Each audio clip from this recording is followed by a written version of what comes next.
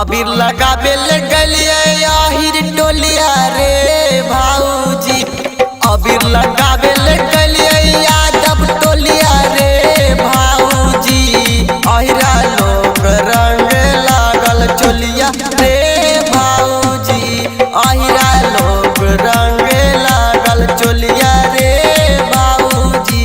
अहिरा लोग रंग लागल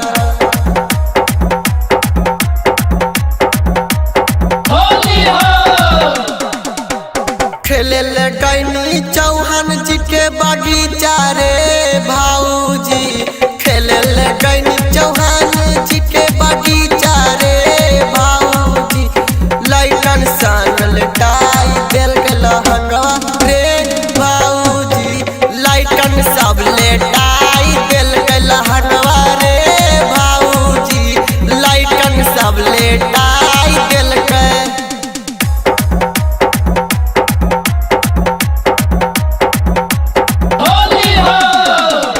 लगाबेला रंग बुढ़बो सन आबे रे भाऊजी।